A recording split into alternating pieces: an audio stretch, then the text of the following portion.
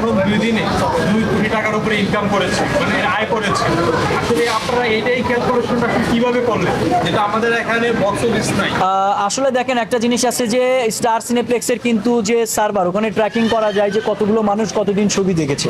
যেমন আমাদের ফার্স্ট ডেতে ছবি দেখেছে 7,200 সামথিং, আমার জানা মতো, আমি যতটুকু, তো 7,200 ইন্টু একটা অ্যাভারেজ দিলে একটা অ্যাভারেজ বের হয়ে আসে।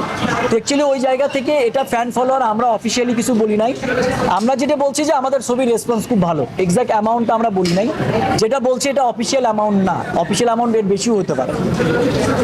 ভাইয়া, ভাই আমরা দেখছিলাম ফুটবলের সময় সাকিব ভাইয়ের একটা প্রচারণার অংশ দেখেছিলাম তাকে, তো দরদার সময় আসলে তাকে এইভাবে দেখছিলাম, আর তিনি আসলে আসলে এটা কি মানে এটাতে আমি এগ্রি না। প্রতিদিন ওনার পেজ থেকে পোস্ট হচ্ছে, উনি শুটিং বা অফ করে রেখে এই ছবির প্রচারণার জন্য ক্যালকাটা এসেছে।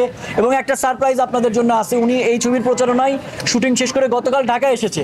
একটা নেক্সট স্টেপ আমরা আসতেছে, তো এটা ভুল। ওই অভিযোগটা একদমই এই অভিযোগের সাথে আমি না, বরংস আমাদের চাইতে তার আগ্রহ বেশি ছিল। আমরা প্রত্যেকটা জায়গায় যারা ঈদের ছবির সাথে কম্পেয়ার করছেন, আমি তাদেরকে একটা কথা বলি, ফার্স্ট অফ অল ঈদের ছবির সাথে এই ছবির সেল রিপোর্ট কম্পেয়ার করাটা বোকামি হবে। ঈদ একটা ফেস্টিভ্যাল, এটা ফেস্টিভ্যাল ছাড়া একটা ছবি রিলিজ। তারপরেও আপনারা জানেন যে দেশ গঠনের কাজ একটা চলতেছে, সেই জায়গায় একটা অস্থিরতাও কাজ করছে।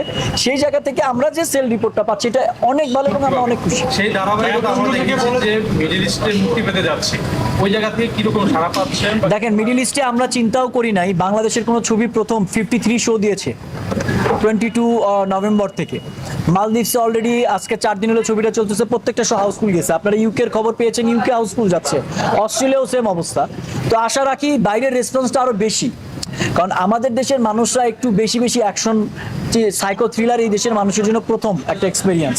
সেই জায়গা থেকে বাইরের এক্সপিরিয়েন্সটা অনেক ভালো, বাইরের এক্সপিরিয়েন্সটা আমরা বেশি ভালো পাচ্ছি। আলোচনা করার অধিকারও যেমন সবার আছে, সমালোচনা করার অধিকারও সবার আছে। এটা নিয়ে আমার কারোর প্রতি কোনো ক্ষোভ নাই, কোনো আক্ষেপ নাই। যার যেটা মনে হবে সেটাই বলবে, এটা নিয়ে তো আমি কাউকে বলতে পারি না আপনি এটা কেন বলতেছেন। বাট আমি হ্যাপি যে 80% response is very good. 20% bad comments, bad review থাকবেই, যে কোনো কন্টেন্টের জন্যই থাকবে। আমরা সোশ্যাল মিডিয়ার মাধ্যমে দেখতে পেলাম যে দরদ 2 আসছে, এটা কি ভাই আপনার পক্ষ থেকে না ফ্যান মেড, এই বিষয়টা আসলে দরদ 2 আসবে কিনা সেটা নিয়ে আমরা কোনো ডিসিশন নেই নাই। এখন শুধু আমরা দরদের মধ্যে আছি, দরদটা অন্তত 2টা উইক পার হোক, তারপরে আমরা এইসব বিষয় নিয়ে কথা বলবো। এখনো এরকম কোনো ডিসিশন নাই দরদ 2 আসবে কিনা না আসবে।